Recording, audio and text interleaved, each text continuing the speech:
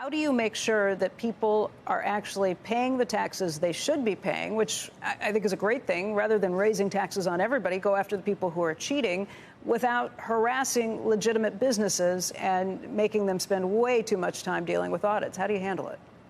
Well, I think one thing is to recognize that the vast majority of Americans actually do pay their taxes. And so then the question is this segment of people who try different ways to evade them. And so I think we also have to acknowledge that the IRS has essentially been hollowed out since about 2008. This really dates back. They've lost thousands and thousands of agents, of auditors rather. And so what that means is that the people who are at the higher end have really sort of gotten away with not paying their taxes and not being audited. You saw those numbers that you put on screen earlier about the people making over $1 million. On the low end, the IRS, because it has such a small number of auditors, has actually been going after people, for example, who claim the earned income tax credit. That means taxpayers who make under $20,000. And so I think that this focus on the higher end, on people who are evading their tax obligations by creating so-called business operations that really are not a business at all, but are pass-through income to evade their taxes, that's a great focus for the IRS. And keep in mind, it's $80 billion, but it's $10 billion each year over 10 years. And that will allow the IRS to get back to the place that it was with the number of, with a larger number of auditors who are able to then focus their audit activities on that very sort of narrow slice of Americans and foreign corporations that do business in the United States, to focus them to pay their fair share. And I think that is an important focus for the IRS, and it is a way for us to reclaim taxes without raising taxes on all the rest of us who are paying our taxes legitimately. You know, Carlos, everybody feels like they are paying their taxes and nobody else is. But it is pretty clear that if you are a W-2 wage earner, you're not going to have some of those workarounds, ways to hide income that people who are working in other ways. Pass-throughs would be one of them.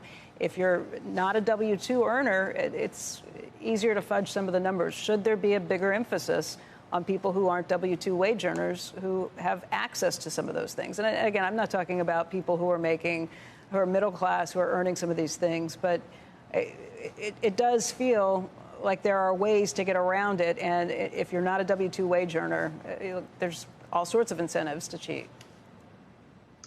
Becky, I certainly understand that. And again, I think we all agree everyone should pay whatever their tax bill is, and they should pay it on a timely manner, and they shouldn't be able to cheat. But at the end of the day, a lot of these pass-through companies are very small businesses. You know, the coffee shop at the corner, the person who has a ceramics business working at home.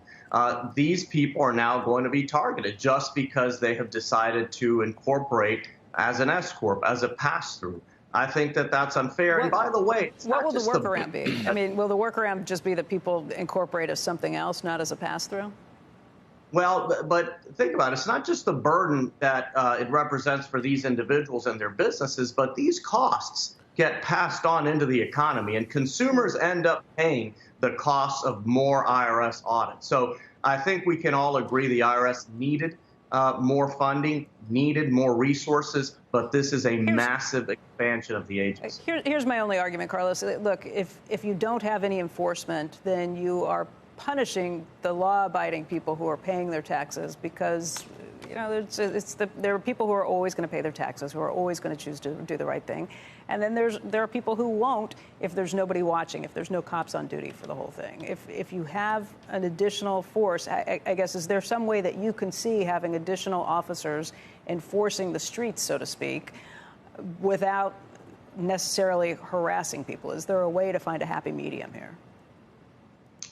I think there is, and I think the problem with this legislation is that it goes too far. Again, we all agree no one here is for lawlessness when it comes to taxes, because that hurts all of us, right? We're all out of money when that happens. But I do think that Democrats have gone too far here, and I think that when these agents start knocking on people's doors, a lot of people are going to look back and say, why is this happening? And they're going to find the answer in this IRA legislation. Donna, very quickly, last word.